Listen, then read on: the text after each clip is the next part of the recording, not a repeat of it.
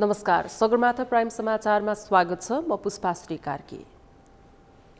नमस्कार, म अपेक्षा ढुङ्गाना। सगरमाथा प्राइम समाचार सुरु गरौँ अहिलेसम्मका मुख्य समाचारबाट। प्रतिनिधि सभाको दोस्रो बैठकमा विश्वासको मत लिने प्रधानमन्त्री दाहालको तयारी। विश्वास लिएपछि मात्रै मन्त्री परिषद विस्तार गरिने।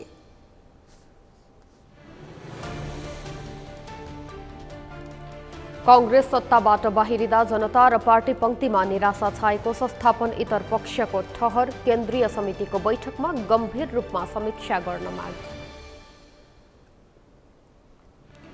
सर्वसाधारणका लागि सार्वजनिक सेवा सहज बनाउने सरकारी निर्णयप्रति सबैको चासो। निर्णय स्वागत योग्य भए पनि कार्यान्वयनमा आशंका।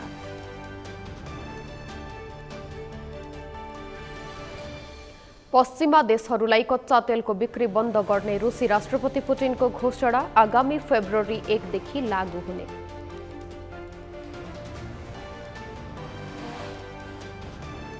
र जारी नेपाल टी20 क्रिकेट अन्तर्गत आजको खेलमा लुम्बिनी अल स्टारको जित। वेस्ट युनाइटेड सुपर ओभरमा पराजित।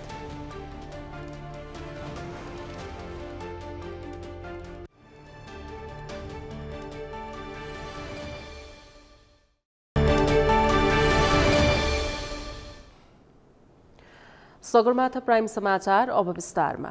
प्रधानमन्त्रीमा नियुक्ति भए लगत्तै प्रधानमन्त्री पुष्पकमल दाहालले 8 सदस्यीय मन्त्रीमण्डल गठन गरिसकेका छन्। प्रधानमन्त्री दाहालले मन्त्री परिषद विस्तार भने विश्वासको मत लिएपछि मात्रै गर्ने तयारी गरेका छन्। विश्वासको मत लिनुभन्दा अघि नै मन्त्रीमण्डल विस्तार गर्दा गठबन्धनमा विभाजन आउन सक्ने जोखिम देखेका दाहालले प्रतिनिधि सभाको दोस्रो बैठकमा विश्वासको मत लिने तयारी गरेका छन्।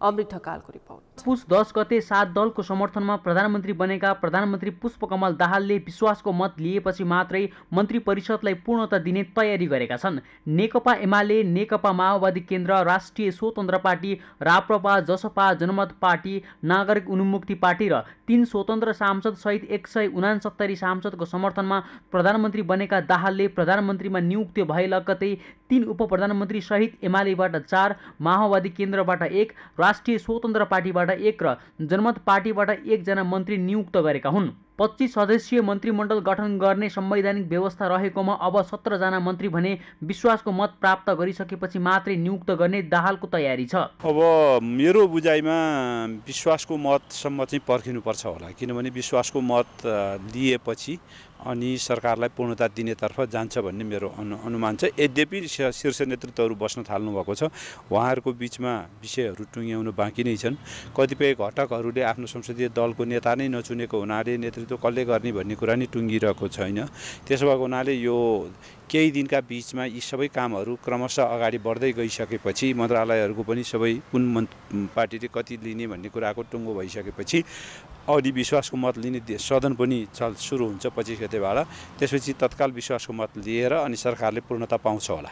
त्यसैले बाँकी 17 मन्त्रालयमा एमालेले 11, माओवादी केन्द्रले 7, राष्ट्रिय स्वतन्त्र पार्टीले 4, जसपाले 3, जनमत पार्टीले थप 2 मन्त्रालयमा दाबी गरेका छन्। मन्त्रालयको भागबण्डकै विषयमा छलफल चलिरहेका बेला नेकपा एकीकृत समाजवादीलाई पनि सरकारमा सामेल गराउने विषयमा दलहरूले छलफल सुरु गरेका छन्। बुधबार बिहान मात्रै सरकारमा सहभागी हुने विषयलाई लिएर प्रधानमन्त्री पुष्पकमल दाहाल, नेकपा एकीकृत समाजवादीका अध्यक्ष माधव कुमार नेपाल र जनता समाजवादी पार्टीका अध्यक्ष उपेन्द्र यादव बीच ललितपुरमा भेटवार्ता भएको थियो। माधव नेपाललाई पुनः एमालेमा समाहित गर्न एमालेका दोस्रो तहका नेताहरू समेत सक्रिय भएका छन्। त्यसैले धेरै दलको समर्थनमा प्रधानमन्त्री बनेका प्रधानमन्त्री दाहाललाई दलहरूले दाबी गरे अनुसारको भागबण्ड मिलाउन सकस परेको छ। दलहरूले केन्द्रमा बढी मन्त्रालय सहित प्रदेशमा मुख्यमन्त्रीको दाबी गर्दा कतै आफूलाई विश्वासको मत प्राप्त नहुने हो कि भन्ने आशंका समेत प्रधानमन्त्री दाहाललाई छ। किनकि संसद अधिवेशन अगावै साना र स्वतन्त्र दलहरूलाई नेपाली काङ्ग्रेसले विश्वासमा लिन सक्यो भने प्रधानमन्त्री दाहालले संसदमा विश्वासको मत नपाउने निश्चित छ। त्यसो भए प्रधानमन्त्री दाहालले राजीनामा दिनुपर्ने बाध्यात्मक अवस्था आउन सक्छ। प्रधानमन्त्री दाहालले विश्वासको मत नपाउने बित्तिकै नेपाली काङ्ग्रेसको नेतृत्वमा नयाँ सरकार बन्न सक्ने समेत विश्लेषण सुरु भएको छ। त्यसैले दाहालले विश्वासको मत पाएपछि मात्रै मन्त्री परिषदलाई पूर्णता दिने तयारी गरेका हुन्। तर सत्ता गठबन्धनमा आबद्ध दलहरूले भने सहमतिमै प्रधानमन्त्रीमा दाहाललाई समर्थन गरिसकेकाले अब संसदमा पनि विश्वासको मत दिने स्पष्ट पारेका छन्। मान्छेले के कस्तो विश्लेषण गरेछ त्यो परिकल्पना गर्ने हो, विश्लेषण त गर्न सक्दैन। कल्पना गरे होला नि, त्यो कल्पनाले त्यो कुनै आधार छैन। त्यसमा मलाई लाग्दैन त्यो कुनै आधार छ, त्यो सत्यता छैन। गठबन्धनले विश्वासको मत पाउँछ। राष्ट्रपति विद्यादेवी भण्डारीले सङ्घीय संसदको अधिवेशन आगामी पुस 25 गते आह्वान गरेकी छन्। प्रधानमन्त्री पुष्पकमल दाहालले प्रतिनिधि सभाको दोस्रो बैठकमा विश्वासको मत लिने तयारी गरेका छन्। सगरमाथा टेलिभिजनका लागि क्यामेरामा केशव तिमिल सिन्हाका साथमा अमृत ढकाल, काठमाडौँ। प्रधानमन्त्री पुष्पकमल दाहाल नेकपा एकीकृत समाजवादी र जनता समाजवादी पार्टी जसपालाई सरकारमा समावेश गराउने कसरतमा लागेका छन्। यसका लागि दाहालले आज दुवै दलका नेताहरूसँग भेटवार्ता पनि गरेका छन्। भेटमा प्रधानमन्त्री दाहालले दुवै नेतालाई सरकारमा समावेश हुन आग्रह गरेका छन्। दाहालले कांग्रेससँगको गठबन्धन तोडेर एमालेसँग मिलेपछि अन्यलमा परेको नेकपा एस अब के गर्ला भन्ने आम चासो भइरहेको बेला दाहालको दौडधुप सुरु भएको हो। नेकपा एस कांग्रेससँग मिलेर प्रतिपक्षमा बस्छ कि फेरि एमालेसँग सहकारी गर्छ त? यशोदा भण्डारीको रिपोर्ट। माओवादी केन्द्रका अध्यक्ष पुष्पकमल दाहाल कांग्रेससँगको गठबन्धन तोडेर एमालेको समर्थनमा प्रधानमन्त्री भएपछि कांग्रेसलाई ठूलो धक्का त परेकै छ, साथै माधव कुमार नेपाल नेतृत्वको नेकपा एस अन्यलमा परेको छ। चुनावी गठबन्धन भङ्ग भएपछि एकीकृत समाजवादी पार्टी अलमलमा परेको छ। अहिले नेपाललाई अगाडि जाउँ त भिर छ, पछाडि जाउँ पीर छ। दोधारी स्थितिमा रहेका माधव कुमार नेपाललाई मंगलबार एमाले उपाध्यक्ष तथा अर्थमन्त्री समेत रहेका विष्णु पौडेलले भेटेर सरकारमा सहभागी हुन आग्रह गरे। लगतै बुधबार फेरि प्रधानमन्त्री पुष्पकमल दाहालले पनि त्यस्तै आग्रह गरे। कांग्रेसको गठबन्धनबाटै सरकारमा जाने योजना तुहिएपछि दाहालसँगको भेटले नेकपा एस हौसिएको छ। त्यस विषयमा अहिले निर्णय भन्न सकिँदैन। हामी पार्टीमा छलफल गर्छौं र यसलाई चाहिँ हामी यतिकै गर्दैनौँ, जनमत पनि लिन्छौँ, सल्लाह पनि गर्छौँ र चाहिँ अहिलेको आवश्यकता के हो त्यो आवश्यकता अनुसार निर्णय गर्छौँ। हामी समयले ल्याउने कुरा आवश्यकता महसुस भए पनि जान सक्छौँ, तर अहिले चाहिँ त्यो खालको अवस्था छैन। तर मात्रै के हो भने व्यक्तिगत रूपमा कुरा गर्नुहुन्छ भनेदेखि चाहिँ व्यक्तिगत रूपमा मेरो धारणा चाहिँ अब हामी प्रतिपक्षमा बस्ने होइन, सरकारमा जाने निर्णय त सरकार पार्टीले गर्छ। तर मेरो व्यक्तिगत रूपमा भन्यो भने हामीले चाहिँ समर्थन दिनुपर्छ यो सरकारलाई भन्ने मेरो व्यक्तिगत कुरो छ। 2 वर्ष अगाडि नेकपा एमालेसँगको करिब 4 दशक लामो राजनीतिक यात्रा टुङ्ग्याएर नयाँ पार्टी बनेको एकीकृत समाजवादीका अध्यक्ष नेपाल र एमाले अध्यक्ष केपी शर्मा ओली बीचको पानी बाराबारको स्थिति, यस बीचमा भएका आरोप प्रत्यारोप केही दिनदेखि मन्थर भइरहेको सङ्केत पनि देखिन थालेको छ। अध्यक्ष ओली नेपाललाई सरकारमा ल्याउन राजी भएको अवस्थामा अब सरकारमा आउने वा नआउने यो माधव नेपालको निर्णयमा भर पर्ने अवस्था आएको छ। माधव नेपालले नेतृत्व गर्नुभएको पार्टीलाई के गर्ने भन्ने विषय हामीले भन्दा पहिला माधव नेपालले नेतृत्व गर्नुभएको पार्टीले अब के गर्ने भन्ने कुरा उहाँहरूको पार्टीले छलफल गरेर यो सरकारका बारेमा चाहिँ उहाँहरूले कस्तो दृष्टिकोण बनाउनुहुन्छ। एकीकृत समाजवादी पार्टीसँग अब जम्मा 2वटा मात्र विकल्प छ। कांग्रेससँग मिलेर प्रतिपक्षमा बस्ने वा एमालेसँगको गठबन्धनमा जोडिएर सरकारमा जाने। राष्ट्रिय दलको मान्यता नपाएको नेकपा एस तत्कालीन गठबन्धन तोडिएको अवस्थामा कुहिरोको काग जस्तै बनेको छ। अब नेपाल कतातिर ढल्किन्छन् यो त केही दिन पछि नै प्रष्ट हुनेछ। सगरमाथा टेलिभिजनका लागि क्यामेरामा सुनिल कोलीका साथमा यशोदा भण्डारी, काठमाडौँ। वर्तमान सत्ता समीकरणबाट नेपाली कांग्रेस बाहिरिएको छ। यसबारे राजनीतिक वृत्तमा थुप्रै खाले तर्क वितर्कहरू चलिरहेका छन्। पार्टीभित्र पनि यसको प्रत्यक्ष असर देखिएको छ। खास गरी संस्थापन इतर पक्षमा यसको तरङ्ग देखिएको हो, जसअनुसार आज इतर पक्षको बैठक बसेर यसबारे छलफल पनि गरेको छ। नेपाली कांग्रेस देशकै ठूलो पार्टी भएर पनि सत्ताको बागडोर सम्हाल्नबाट बाहिरिनुलाई सामान्य रूपमा लिन नमिल्ने नेताहरूले बताएका छन्। एक रिपोर्ट। बुधबार कांग्रेस संस्थापन इतर पक्षहरूको भेटघाटका क्रममा नेपाली कांग्रेसका सहमहामन्त्री जीवन परियारले कांग्रेस देशकै ठूलो पार्टी भएर पनि सरकारको नेतृत्व गर्न नसकेको कुराले पार्टीमा ठूलो असर परेको बताए। उनले राजनीतिक रूपमा ठूलो पार्टी भएर पनि सरकारको नेतृत्व गर्नबाट चुक्नुले देशलाई तरङ्गित बनाएको दाबी गरे। उनले केन्द्रीय कार्य समितिको बैठकमा यसबारे समीक्षा हुन जरुरी रहेको बताए। उनले संस्थापन इतर पक्षको बैठकमा पुस 10 गतेको राजनीतिक घटनाक्रम लगायत समसामयिक राजनीतिक विषयमा छलफल भएको बताए। उनले केन्द्रीय कार्य समितिको बैठकमा कांग्रेसले जनताको भरोसालाई निराशामा पैदा गरेको बारेमा पनि छलफल हुने बताए। पुस 10 गतेको जुन एउटा अप्रत्याशित घटना जुन देशमा घटेको छ, यसका बारेमा पार्टीमा विभिन्न खालका विचारहरू अहिले छत्ताछुल्लो ढङ्गबाट आइरहेको अवस्था छ। यही सन्दर्भमा पार्टीका आदरणीय नेता डाक्टर शेखर कोइरालाले हामी केही साथीहरूसँग सामान्य छलफलका लागि केही साथीहरूलाई मात्रै यहाँ बोलाउनु भएको अवस्था थियो र आज हामीले को अनौपचारिक एउटा सामान्य छलफलमा के कुरा उठेको छ भने यो पुस 10 गतेको घटना सामान्य घटना होइन। नेपाली कांग्रेसको जीवनमा यसले धेरै ठुलो तात्विक असर पर्ने खालको एउटा घटना हो। राजनीतिक रूपमा यो घटनाले सिङ्गो देशलाई एउटा तरङ्गित बनाएको अवस्था छ। हामीले नेपाली कांग्रेसलाई आम जनताले जुन खालको विश्वास र भरोसा गरेर पहिलो पार्टी बनाए, यो पहिलो पार्टी बनाएको जुन एउटा प्रत्याभूति हामी नेतृत्वले दिन सक्नु पर्थ्यो, पार्टीका नेताले दिन सक्नु पर्थ्यो, त्यो दिन नसकिरहेको घटनाप्रति हामी अत्यन्तै गम्भीर छौँ। त्यसैले गर्दा आगामी 24-22 गते हुन गइरहेको केन्द्रीय कार्य समितिको बैठकमा यसका बारेमा निर्मम समीक्षा गर्न जरुरी छ। पार्टीका अर्का सहमहामन्त्री बद्री पाण्डेले पार्टी पंक्तिमा निराशा छाएको कुराले जनतामा पनि निराशा छाएको भन्दै राजनीतिक घटनाक्रमबारे केन्द्रीय कार्य समितिको बैठकमा गम्भीर समीक्षा हुनुपर्ने बताए। उनले कांग्रेसले अबका दिनमा निराशा र असफलतालाई चिर्दै प्रतिपक्षको भूमिकालाई प्रभावशाली बनाउने बारे सोच्नुपर्ने बताए।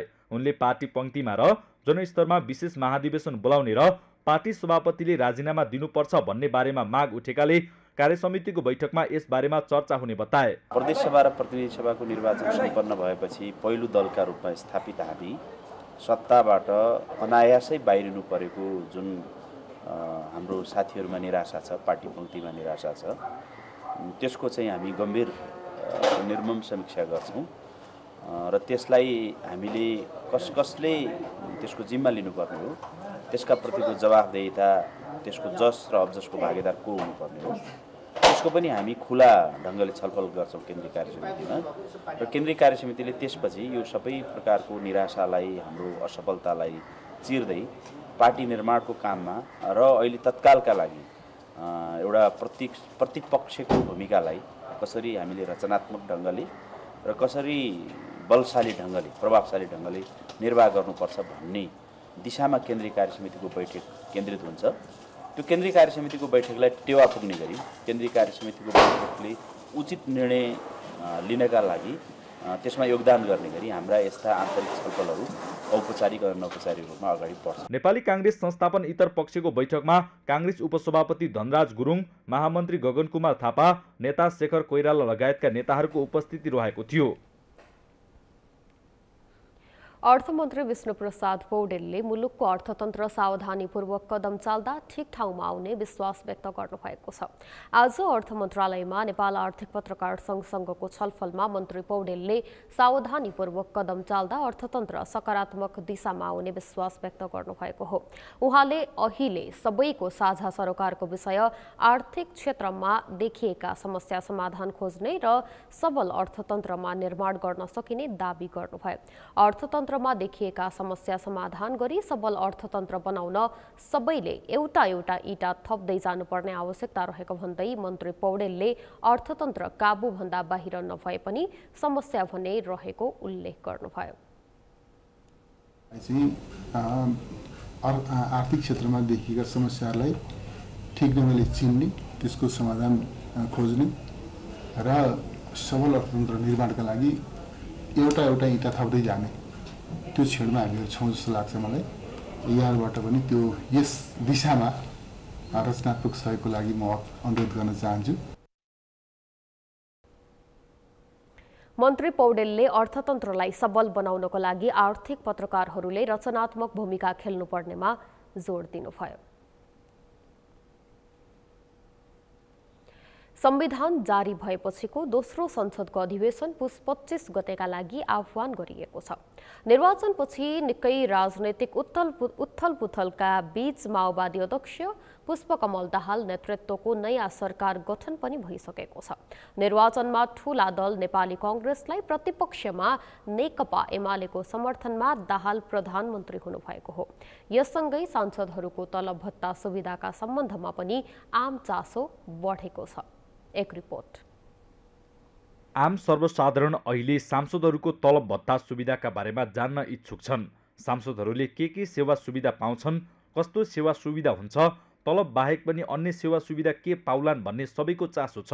प्रतिनिधि सभा सदस्यको मासिक पारिश्रमिकको 66,070 रुपैयाँ छ। त्यस्तै मासिक विशेष भत्ता 1,000, सञ्चार सुविधा 3,000 र धारा पानीको नाममा 2,000 गरी मासिक एकमुष्ट 72,070 रुपैयाँ पाउँछन्। त्यस्तै आवास सुविधा अन्तर्गत उपत्यकामा घर नहुने सांसदहरूले मासिक 18,000 रुपैयाँ र घर हुनेहरूले 9,000 रुपैयाँ पाउँछन्। सांसदलाई एक पटकका लागि फर्निचर बापत एकमुष्ट 15,000 रुपैयाँ दिइन्छ। सांसदहरूले समिति र सभाको बैठकमा उपस्थिति भएपछि बैठक भत्ता 1,000 र सभा तथा यातायात खर्च थप 1,000 रुपैयाँ पाउनेछन्। सङ्घीय संसदको कुनै पनि सदस्यले ऐनमा तोकिए बमोजिमको पारिश्रमिक पाउनुहुन्छ।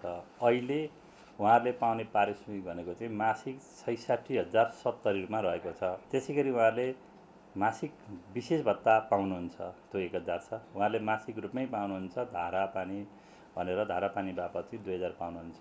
सञ्चार सुविधा भनेर मासिक 3,000 पाउनुहुन्छ।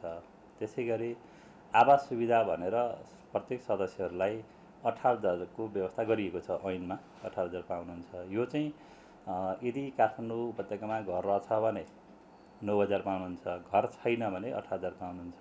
अर्को कुरो, फर्निचर बापत उहाँहरूलाई एकमुष्ट 15,000 उपलब्ध गराइन्छ। निर्वाचित भएर आइसकेपछि एक पटकलाई यो सुविधा उहाँले पाउनुहुन्छ।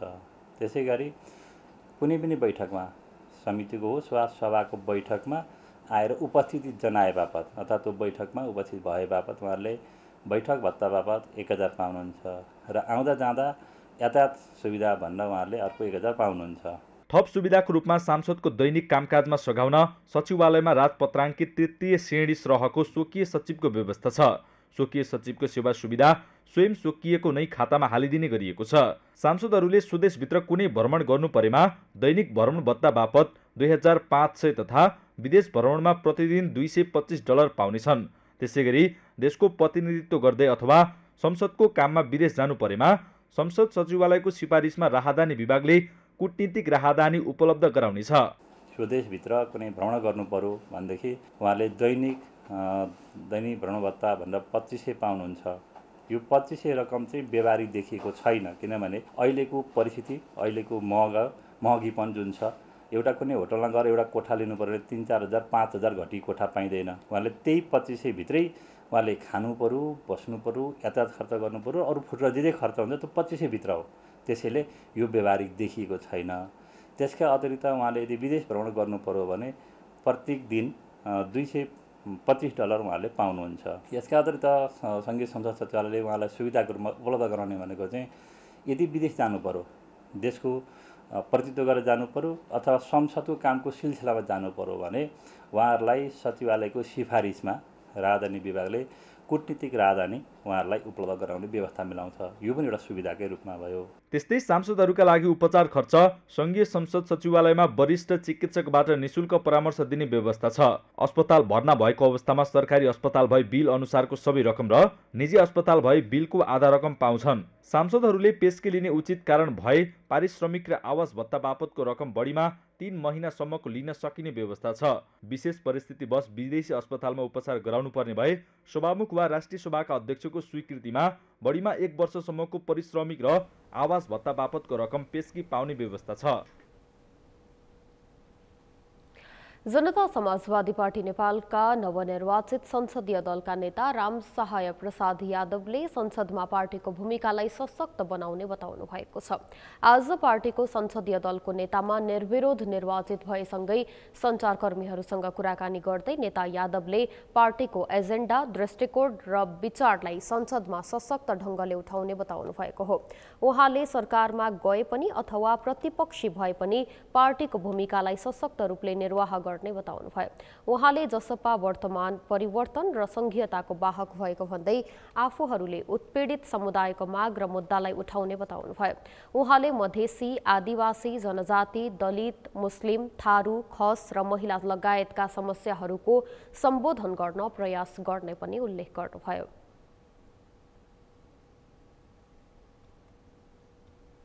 खास गरेर उत्पीडित समुदायको जे माग र जे मुद्दा छन् त्यसलाई हामी सशक्त रूपले उठाउनेछौँ र यसका लागि सम्पूर्ण जाति, समुदाय, वर्ग, क्षेत्र, लिङ्ग सबैलाई मिलाएर पार्टीको खास गरी मधेसी, आदिवासी, जनजाति, दलित, मुस्लिम, थारू, खस लगायतका महिला लगायतका समस्याहरूलाई हामीले सम्बोधन गराउनका लागि हरेक ठाउँमा हाम्रो प्रयास रहन्छ। 12-2बाट प्रतिनिधि सभा सदस्यमा निर्वाचित यादवले संसदीय दलको नेताको रूपमा पार्टीको विधान र पार्टीको निर्देशन अनुरूप संसदमा भूमिका खेल्ने उल्लेख गर्नुभयो। नेता यादवले पार्टी सरकारमा जाने नजाने भन्ने विषयमा पार्टीको कार्यकारिणी समिति र राजनैतिक समितिको बैठकले निर्धारण गर्ने स्पष्ट पार्नुभयो।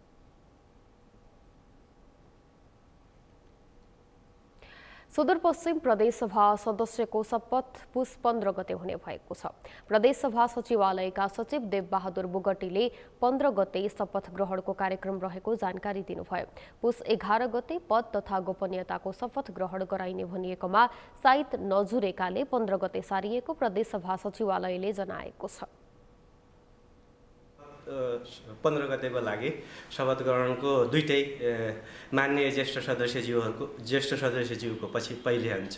उहाँको चाहिँ 1 बजे छ र 1 बजेर 5 मिनटमा, अनि माननीयज्यूहरूको प्रदेशसभाका अरू माननीयज्यूहरूको 1:35 मा त्यो छ। त्यसको हामीले सबै तयारी पुरा गरिसकेका छौँ।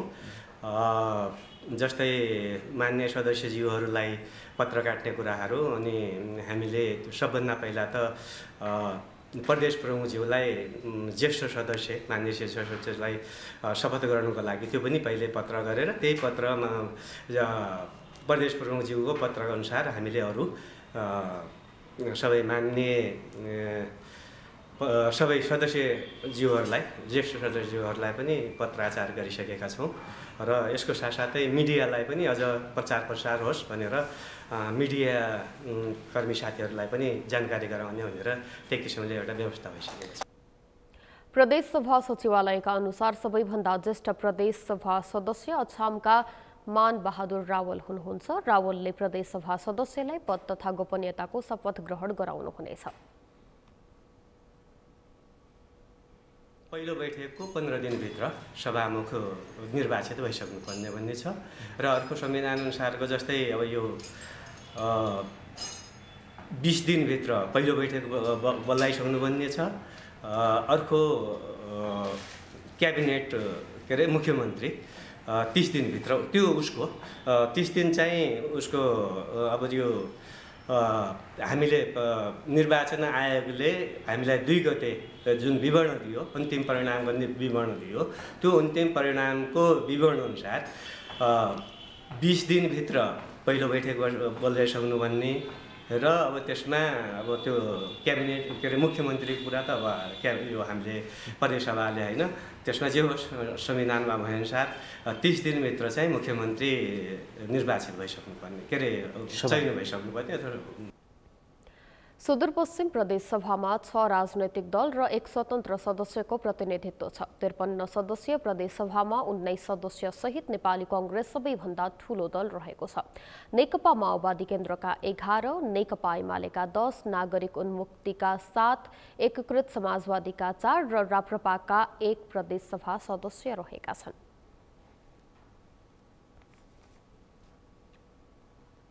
समाचारमा पालो भएको छ विश्रामको। विश्रामपछि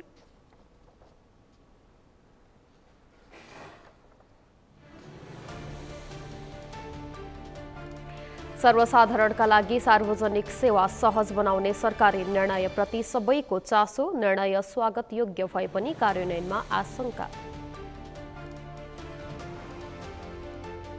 निजगढमा 1.5 वर्षदेखिको अवरोधपछि रेलमार्गको सर्वे सुरु। बकैया खोला किनारभित्रबाट रेलमार्ग बनाउने सरकारवाला र स्थानीय बीच सहमति। र पश्चिमा देशहरूलाई कच्चा तेलको बिक्री बन्द गर्ने रुसी राष्ट्रपति पुटिनको घोषणा आगामी फेब्रुअरी 1 देखि लागू हुने।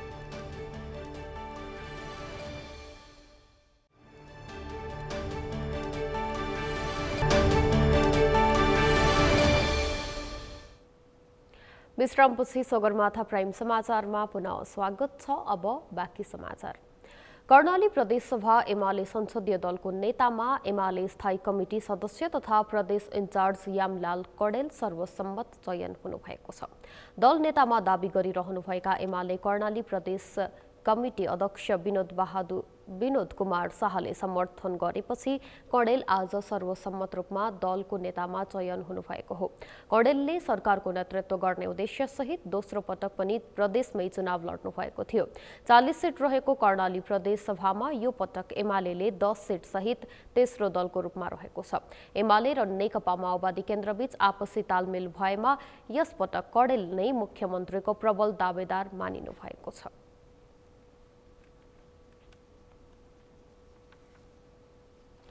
केन्द्रमा राजनैतिक कोर्स परिवर्तनसँगै सुदूरपश्चिम प्रदेशमा पनि सरकारमा दाबी गर्ने पार्टीहरू फेरबदल भएका छन्। यसअघि सुदूरपश्चिम प्रदेश सरकारमा माओवादीसँग दाबी गरिरहेको कांग्रेस मुख्यमन्त्रीको होडबाट बाहिरिएको छ। अब प्रदेशमा नयाँ सरकार दाबी गर्नेमा एमाले थपिएको छ। कैलालीबाट दिनेश विष्टको रिपोर्ट। 53 जना प्रदेश सभा सदस्य रहेको सुदूरपश्चिम प्रदेशमा एमाले नेतृत्वको गठबन्धनले सहज बहुमत पुर्याउने देखिन्छ। यहाँ नयाँ गठबन्धनमा 11 सीट सहित माओवादी पहिलो, 10 सीट सहित एमाले दोस्रो, 7 सीट सहित नागरिक उन्मुक्ति तेस्रो र 1 सीट सहित राप्रपा चौथो दल छन्। कांग्रेससँग 19 र नेकपा एकीकृत समाजवादीसँग 4 सीट छ। केन्द्रको फेरिएको समीकरण अनुसार एमाले, माओवादी, नागरिक उन्मुक्ति र राप्रपा मिल्दा सहज बहुमत पुग्छ। सरकार बनाउन 27 सांसद आवश्यक, यी 4 दल मिल्दा 29 सांसद पुग्छन्। अब केन्द्रमा त अहिले एउटा सरकार बनिसकेको अवस्था छ। केन्द्रमा जो सरकार बन्यो त्यही सरकारको गठबन्धन सबै प्रान्त सबै प्रदेशमा बन्ने सम्भावना छ। सुदूरपश्चिम प्रदेशमा पनि मलाई लाग्छ अब वास्तवमा माओवादीको 11 सीट छ, 10 सीट चाहिँ एमालेको छ, 21 सीट हुन्छ र 7 सीट जनमुक्ति पार्टीको छ, ल 28 सीट हुन्छ र स्वतन्त्र लागेर पनि 27 मा पुग्ने 28 सीट हुन्छ र थप 29 सीट जति हुने सम्भावना छ।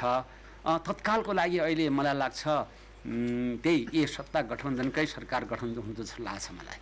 नयाँ गठबन्धनमा सरकार बनाउन पुग्ने अङ्कगणित स्पष्ट भए पनि सरकारको नेतृत्व कसले गर्ने भन्ने बारे अझै तय भइसकेको छैन। कांग्रेससँगको गठबन्धनमा पनि माओवादीले दावी गरेको थियो। अहिले एमालेसँगको गठबन्धनमा पनि माओवादीले दावी गरिरहेको छ। प्रदेशमा पहिलो दल रहेका कारण नेतृत्व पाउनुपर्ने माओवादीको तर्क छ। हामीले गठबन्धनबाट निर्वाचन लडेका थियौं र निर्वाचन सम्पन्न भइसकेपछि राष्ट्रिय राजनीतिमा अहिले फेरबदल भएको छ र अहिले हामी नेकपा एमालेको समर्थनमा हाम्रो अध्यक्ष कमरेड प्रचण्ड प्रधानमन्त्री बन्नुभएको छ र यसको अब निरन्तरता हाम्रो प्रदेशसम्म जान्छ। सुदूरपश्चिम प्रदेशमा हामी ठुलो दलका रूपमा अहिले हामी छौँ सत्ता गठबन्धनभित्रको। त्यसो आउँदाखेरि स्वाभाविक रूपमा हाम्रो छलफलको प्रक्रियामा यो पनि कुरा उठ्छ, हामीले नेतृत्व पाउनुपर्छ भन्ने कुरा पनि हाम्रो पार्टीभित्र छलफल हुन्छ। हुन त बुधबार एमाले अध्यक्ष केपी शर्मा ओली र प्रधानमन्त्री पुष्पकमल दाहाल बीच 7 मध्ये 4 प्रदेशमा एमाले र 2 प्रदेशमा माओवादी सरकार बनाउने सहमति भएको बताइएको छ। मध्य प्रदेश अघिल्लो पटक एमाले र माओवादी तालमेल गरेर सरकार बनाउँदा नेतृत्व माओवादी केन्द्रले गरेको थियो। त्यो बेला ठूलो दल एमाले थियो।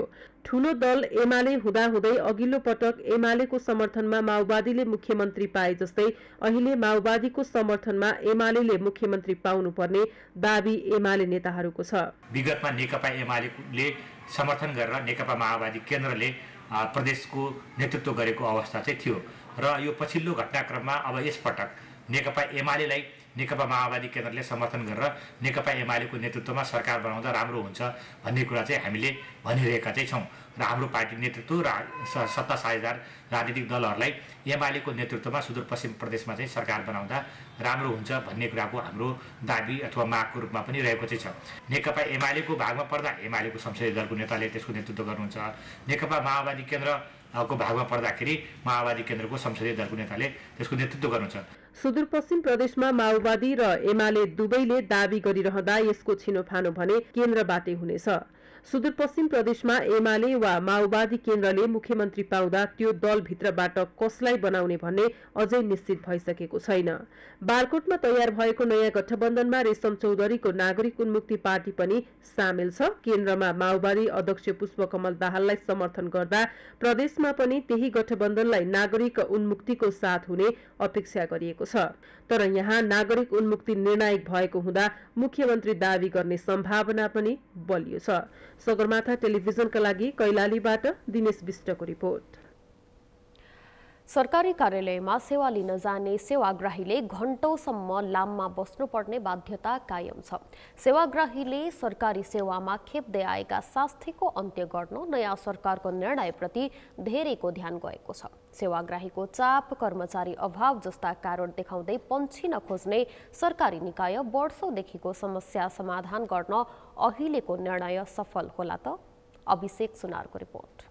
सोमबार पदभार ग्रहण गरे लगत्तै सिंहदरबारमा बसेको मन्त्री परिषदको पहिलो बैठकमा राहदानी र सवारी चालक अनुमतिमा देखिएको समस्या समाधान गर्ने निर्णय भएको छ। जनताले ठाउँ ठाउँमा पाइरहेका शास्ति र दुःखहरूलाई कम गराउने बारे जस्तो यो राहदानी सम्बन्धी या चाहिँ पासपोर्ट के अरे ऊ सम्बन्धी, लाइसेन्स सम्बन्धी इत्यादि विषयमा लामा लामा लाइन र पीडा जो देखिएको छ त्यो विषयमा केन्द्रित भएर हामीले समयभित्रै यसलाई नियन्त्रण गर्ने या यसलाई प्रभावकारी ढङ्गले जनतालाई सेवा दिने किसिममा हामी केन्द्रित भएका छौँ।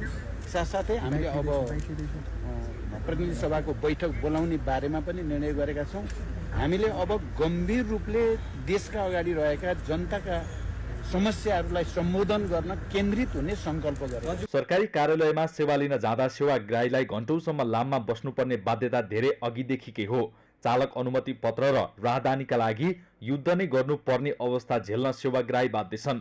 सेवाग्राहीले बिहान जिसमिसेमै लाइन बसे पनि काम नहुने यो अवस्थामा सरकारको निर्णय स्वागत योग्य छ। तर निर्णय कार्यान्वयनमा रहेका चुनौतीले यो पनि दस्तावेजमा सीमित रहने आशंका पनि उत्तिकै छ। यस्ता समस्या राहदानी विभाग, यातायात कार्यालय, जिल्ला प्रशासन, श्रम, मालपोत कार्यालय लगायतका प्राय सबै सरकारी कार्यालयमा छन्। सरकार फेरियो, कर्मचारी फेरिए तर समस्या उस्तै छ। अब हामीले रिक्वेस्ट पनि गर्छौँ सकेसम्म आफ्नो नजिकको जिल्लामा जानु, यहाँ आइराख्नु पर्दैन, यो दुःख यो भिडमा बस्नु पर्दैन, जिल्लामा अलिक सहज पनि हुन्छ भनेका छौँ। जिल्लाहरूले पनि गरिराख्नु भएको छ। तर जिल्लामा अलिकति अब अहिले हामीले नर्मल्ली हेर्दाखेरि चाहिँ 2 हप्तादेखि 3 हप्ता म्याक्सिमम 4 हप्तासम्ममा पठाइराखेछौँ। अब कतिजनालाई चाहिँ हतारै भएर आउनुहुन्छ होला, कतिलाई चाहिँ अब होइन ल तिमीले यति पासपोर्ट देऊ, अब खास गरी यो वैदेशिक रोजगारीमा जानेहरूकोमा चाहिँ पासपोर्ट देऊ भइहाल्छ भन्ने जस्तो गरेर हुन्छ नि हाम्रो मेन पावर व्यवसायीहरू, उहाँहरूले भनेर पनि यो अलिकति मान्छेहरू आइहाल्नुहुन्छ। सबैजसो सरकारी सेवा अनलाइनबाट नै लिन पाउने व्यवस्था पनि पुरानो भइसकेको छ। सीमित बिचौलियाहरूको फन्दामा परेका ती कार्यालयहरूमा अनलाइन प्रणाली समेत प्रभावहीन भएका छन्। बिचौलियाहरूको धन्दाकै कारण सेवाग्राहीले पैसा बुझाउँदा समेत निकै शास्ति खेप्नु परेको छ। सरकारले चाह्यो भने यस्ता समस्या समाधानमा सहज हुने सरकारवालाहरूको विश्वास छ। आवश्यक जनशक्ति र नयाँ प्रविधिको प्रयोग गरी काम गर्यो भने सरकारको निर्णय लागू हुन सक्ने विश्वास गर्न सकिन्छ। यो समस्याको समाधान नहुने भन्ने समस्या होइन नि हो त। कसरी अहिलेको समस्या अहिले समस्या कहाँ छ त भनेर एउटा अब विभागमा सिनियर मान्छेहरू बस्नु भएको छ होइन, त्यसै पुरानो मान्छेहरू पनि बोलाएर सरसल्लाह एउटा कमिटी बनाएर यो जनतालाई सुख दिने कुरामा, राहत दिने कुरामा के गरे हुन्छ, कसरी गरे हुन्छ, विज्ञहरूलाई बोलाएर एउटा छलफल गरेर निचोड गरेर सरकारले नसक्ने भने त कुरै हुँदैन नि। सरकार आफ्नो हातको कुरा कसरी गर्न नसक्ने भन्ने हुन्छ र? यत्रो विभाग खडा भएको छ, यत्रो मान्छेहरू काम गरिरहेको छ। अब त्यहाँ जाने सेवाग्राही धेरै भएर मान्छे काममा मान्छे कम भएको भए मान्छेहरू बढाइदिनु पर्यो, रिसोर्सहरू बढाइदिनु पर्यो। सरकारको पहिलो बैठकमा नै यी समस्याको विषयमा निर्णय हुँदा समस्या समाधान हुनेमा सेवाग्राहीहरू आशावादी छन्। तर नतिजा नआएसम्म यसमा आशंका गर्ने ठाउँ पनि प्रशस्तै छन्। निर्णय गर्ने तर कार्यान्वयनमा ध्यान नदिने विगतका प्रवृत्ति फेरि दोहोरिने हो या काम पूरा हुन्छ भन्ने कुरा केही समयमा नै देखिनेछ। सगरमाथा टेलिभिजनका लागि क्यामेरामा सन्तोष अंकितका साथ अभिषेक सुनार, काठमाडौँ। नयाँ सरकार बनेसँगै पहिलो बैठकमा प्रधानमन्त्रीले सार्वजनिक कार्यालयमा लाममा बस्नुपर्ने समस्या अन्त्य गर्ने निर्णय गरेका छन्। घण्टौसम्म लाममा बस्नुपर्ने वर्षौंदेखिको समस्या समाधानमा सरकारले लिएको निर्णय कतिको प्रभावकारी होला भन्ने सर्वत्र चासोको विषय बनेको छ। यसै सन्दर्भमा आज हामीले सगरमाथा जनबोलीमा सर्वसाधारणलाई सोधेका थियौं, सरकारले भने जस्तो सार्वजनिक सेवा सहज होला त? हेरौं उनीहरूको भनाई उनीहरूकै शैलीमा।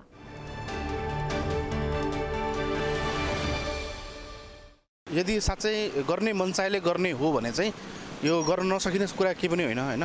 अब टोकन सिस्टम ल्याउन सकिन्छ, अनलाइनमा नै हामीले डिफ्रेन्ट तरिकाको कुनै सिस्टम ल्याउन सकिन्छ। तर यो हो कि भित्रदेखि इच्छा शक्ति हुनु पर्यो हैन। इच्छा शक्ति भएर गर्न सकिन्छ, हैन भने त अब अनलाइन सिस्टम आएर पनि व्यतिथि देखेको छ नि त हामीले। भनेपछि अब त्यो चाहिँ टोटली डिपेन्ड गर्छ कि गराउने मान्छेले कतिको भनौँ यसमा पोजिटिभ वेमा उसले र कतिको होइन म गर्छु भन्ने दृढताका साथ उसले गर्छ भन्ने कुरो हो क्या। अब यो सबै कुरा डिपेन्ड गर्छ सरकारको कार्यशैलीप्रति हैन। अब अहिले हेरौँ हामीलाई लाग्छ अहिलेको सरकारले केही गर्न सक्छ कि? मलाई सक्ला जस्तो त लाग्दैन। अब प्रयास गर्यो भने अब धेरै ठाउँमा चाहिँ त्यो शाखा खोलेर चाहिँ उ गर्यो भने केही हदसम्म घट्ला। यो नत्र त यो सिडिओ कार्यालय अनि त्यो पासपोर्ट शाखामा मात्रै त्यो दुईटामा मात्रै गर्यो भने त यो त घट्दैन। यो त के अरे बेरोजगार बढेछ अनि रोजगारीको लागि बाहिर जानेको सङ्ख्या थप्पेछ अनि जति गरे नि यो हुँदैन। सहज बनाउनलाई जे प्रयत्न गर्नुहुन्छ त्यो प्रयत्नको लागि हामीले गर्नुपर्ने के कामहरू हो, हामी सहज बनाउनलाई हाम्रो तर्फबाट के काम गर्नुपर्ने हुन्छ त्यो हामी पनि अलिकति त्यसमा चाहिँ बुझकी भएर समझदारी भएर होइन सरकारलाई अलिकति सेवा गर्नुपर्ने, कसरी मेरो जाँदाखेरि उहाँहरूलाई सहज होला त्यो काममा हामी पनि अलिकति मोटिभेट भइदियौँ भने होइन, हामी पनि त्यसमा चाहिँ अलिकति समर्पित गरिदियौँ भने मलाई जहाँ लाग्छ कि यो जुन सरकारले गर्न खोजेको जुन कुरो छ त्यो सहजै चाहिँ हामी चाहिँ यसलाई चाहिँ सजिलो बनाउन सकिन्छ जस्तो मेरो विचारमा चाहिँ लाग्छ। प्र्याक्टिकली फेस गर्दै जानु पर्यो, त्यो पक्कै पनि सम्भव हुन्छ। टाइम त लाग्ला, हरेक कुराको इनिसिएसन लिनुपर्छ, त्यसमा टाइम लाग्छ नै। तर त्यो सँगसँगै जसरी सरकारले एउटा एक खालको निर्णय लिएको छ सँगसँगै एउटा हामी सेवाग्राहीले पनि त्यसरी इनिसिएसन लियो भने पक्कै पनि सफल हुन्छ। टाइम लाग्ला, सरकारले धन्यवाद दिन चाहन्छु।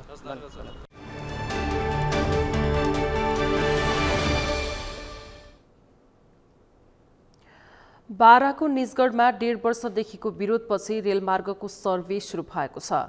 रेलमार्गको रेखाङ्कनमा परिमार्जन गरिएसँगै अब केही साताभित्र सरकारवाला निकाय स्थानीयहरूलाई जानकारी गराई पुनः सर्वे कार्यको थालनी हुने भएको छ।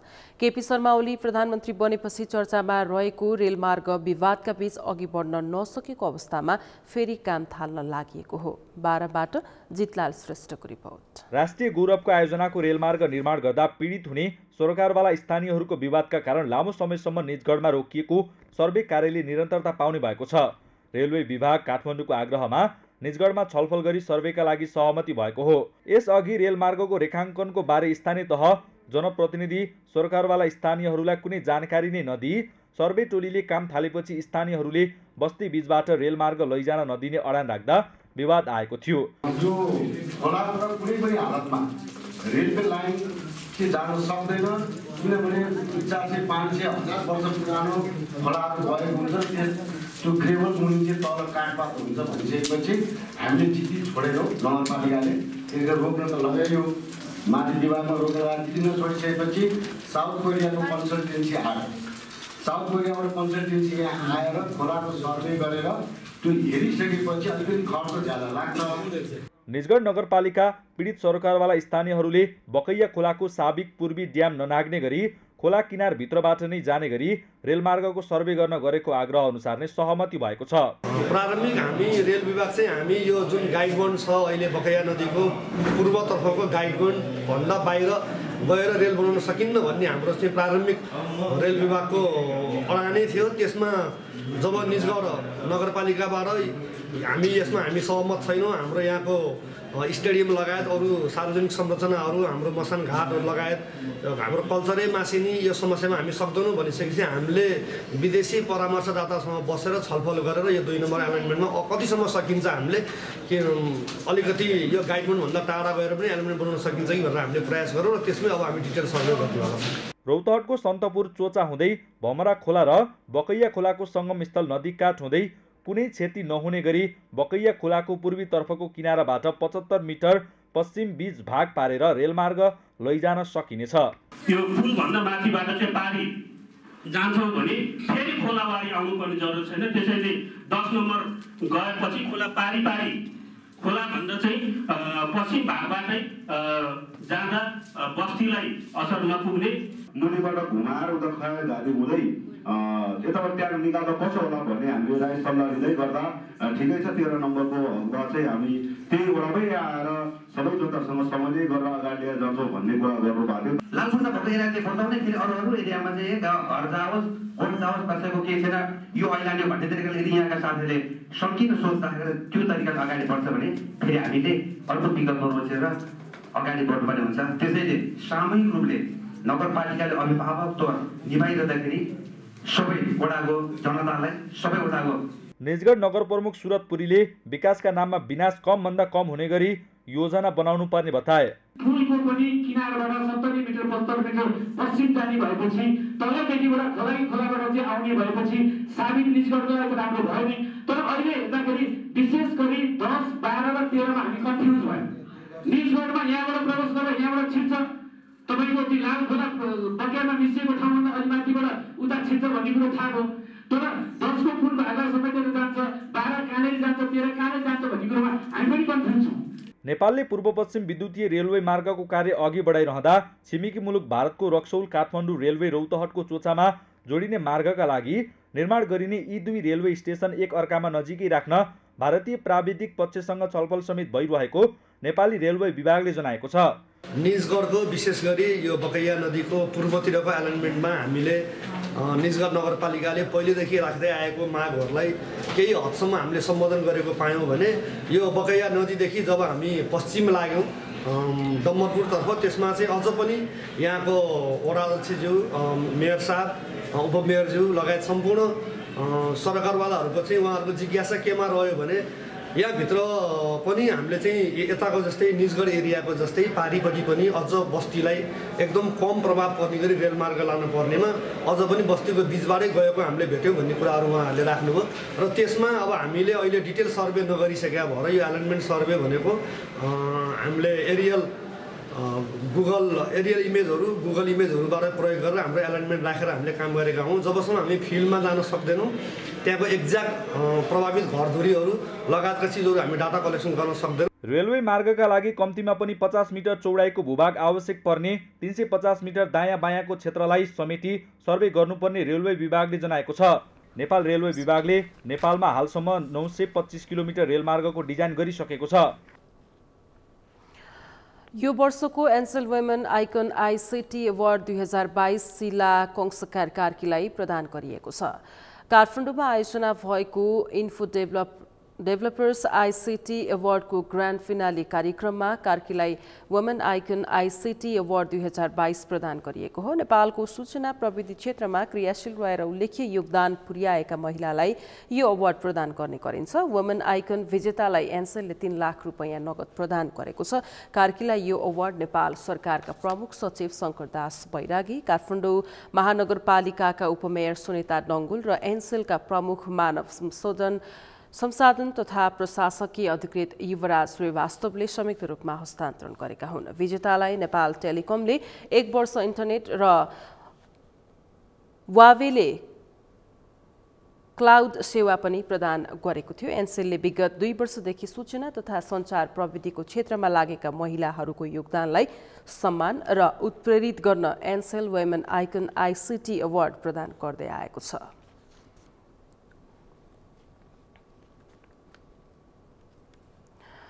International welfare and support foundation of अमेरिकाको आयोजनामा नेपालकै पहिलो अन्तर्राष्ट्रिय रियालिटी सो मेरो भोइस युनिभर्स र मेरो डान्स युनिभर्सको आयोजना हुने भएको छ। काठमाडौँमा आयोजित भव्य घोषणा समारोहमा फाउन्डेसनले प्रतियोगिताका लागि विश्वभरका मानिसले इन्ट्रा एप मार्फत आवेदन दिन सक्ने जानकारी गराएको छ। 18 वर्ष माथिका व्यक्तिले यस प्रतियोगिताको लागि आवेदन दिन सक्छन्। यी सोहरूमा सहभागी हुन चाहने विश्वभरका नेपाली भाषीहरूले इन्ट्रा फाउन्डेसनको एप डाउनलोड गरेर रजिस्टर गर्न सक्नेछन्। यो सोमा सहभागी हुन चाहने विश्वभरका नेपाली भाषीहरूको अनलाइन आवेदन दिन सक्नेछन्। प्राथमिक छनौट प्रक्रियापछि फाउन्डेसनले विश्वका विभिन्न स्थानमा अडिसन सञ्चालन गर्नेछ। यी दुवै सोहरूको आवेदन दिने मिति जनवरी को अन्तिम तारिख तोकिएको छ।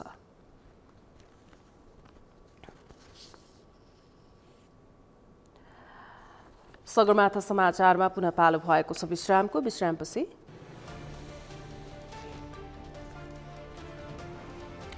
पश्चिमा देशहरूलाई कच्चा तेलको बिक्री बन्द गर्ने रुसी राष्ट्रपति पुटिनको घोषणा आगामी फेब्रुअरी 1 देखि लागू हुने।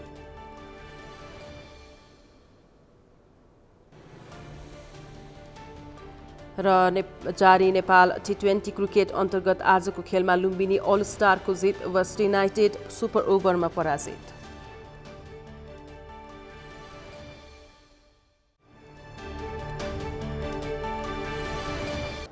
अब पालो अर्थ समाचारको।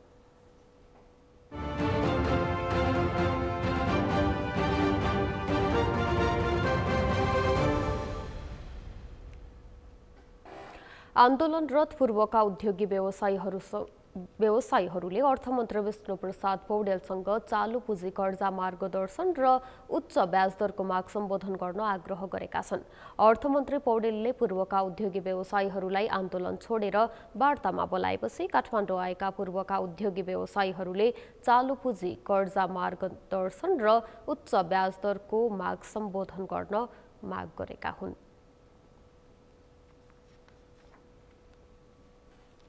समाचारको अन्त्यमा मुख्य समाचार फेरि एकपटक।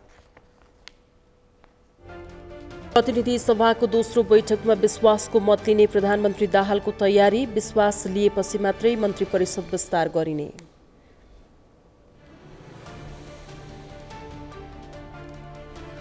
कांग्रेस सत्ताबाट बाहिरिँदा जनता र पार्टी पंक्तिमा निराशा छाएको, संस्थापन इतर पक्षको ठहर, केन्द्रीय समितिको बैठकमा गम्भीर रूपमा समीक्षा गर्न माग। सर्वसाधारणका लागि सार्वजनिक सेवा सहज बनाउने सरकारी निर्णयप्रति सबैको चासो, निर्णय स्वागत योग्य भए पनि कार्यान्वयनमा आशंका।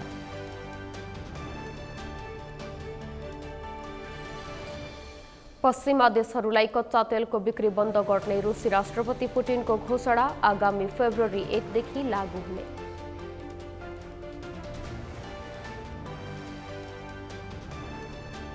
र जारी नेपाल T20 क्रिकेट अन्तर्गत आजको खेलमा लुम्बिनी अल स्टारको जित, वेस्ट युनाइटेड सुपर ओभरमा पराजित।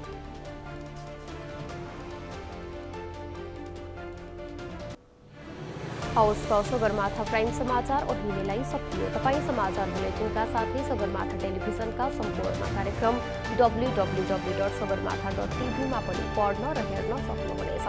साथै युट्युबमा youtube.com/sagarmatha TV नेपालमा हेर्न सक्नुहुनेछ।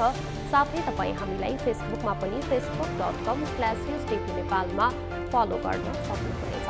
समाचारको शिखर, नेपालको गौरव, नेपालको पहिलो न्युज च्यानल सगरमाथा टेलिभिजन हेर्दै गर्नुहोला। नमस्कार।